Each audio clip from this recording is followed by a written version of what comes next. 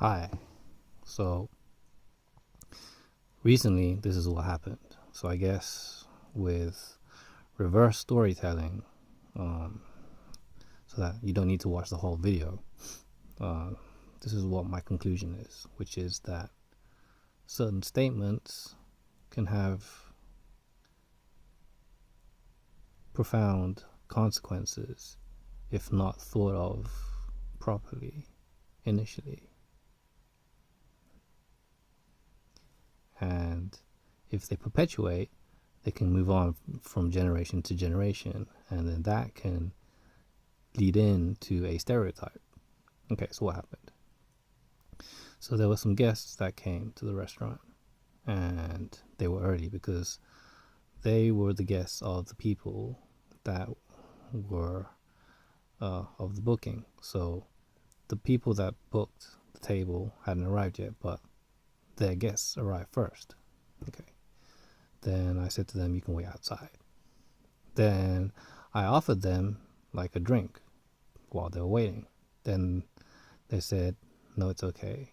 We'll wait without having a drink. And probably without them knowing it, but at that time, this triggered my thought, which was they asked me, am I Japanese? Right? I was speaking to them before they asked me, am I Japanese? I was speaking to them completely in Japanese, right?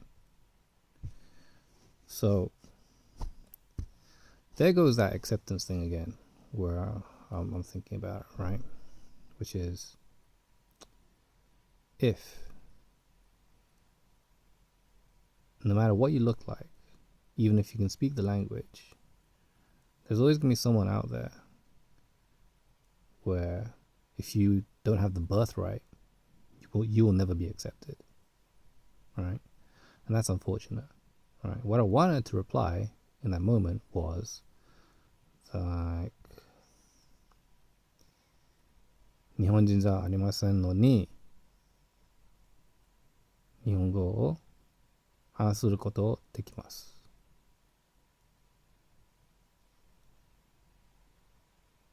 話せることができます。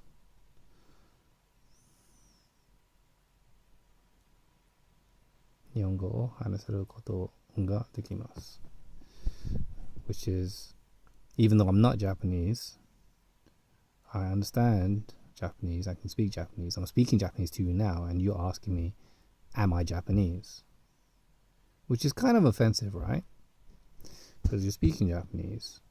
But I totally get where they were coming from, right? Because it's part of Japanese culture, apparently, where if you arrive before your guest, the main guest that invited you, you don't wait around with a drink. Okay. So I'm like, okay, fine. But what I'm saying is that this extends deeper into international relations, where imagine if someone said, are you English? Well, no, I'm not, right? By the look of the outside of me, I'm not. But it doesn't mean I can't appreciate English culture. It doesn't mean I can't speak English, right? So that's where I think Japanese culture has it backwards in that instant, where I'm speaking Japanese to you, right? He probably didn't mean it, but he just said, are you Japanese? Not, what you should have asked was, do you know about Japanese culture, right? Which is, yes, I do, but I didn't know to what extent that, you have to wait for your senpai, and then while waiting for your senpai, you couldn't even have a drink, right? So with that kind of annoyed me for a while, right? By him asking, are you Japanese? Not, can you speak Japanese? Because I was speaking to him in Japanese since he arrived. It's like, what's the name of your reservation? The party's not here right now. Would you like to wait outside and have a drink, etc., etc.? Like, my Japanese wasn't perfect, hey, nay, or anything, but it is what it is, right? So that's Japan. And then with Koreans, it's like they get amazed that you can speak Korean whenever you just say 안녕하세요, right? And just by saying that, you're different. Koreans fuck with Koreans, Japanese fuck with Japanese, and Chinese fuck with Chinese.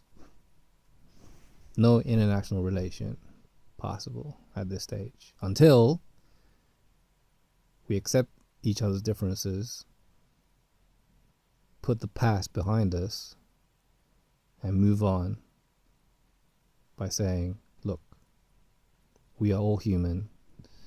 We are all the same under the sun. Could we stop doing this culture war shit and appreciate everyone? All right.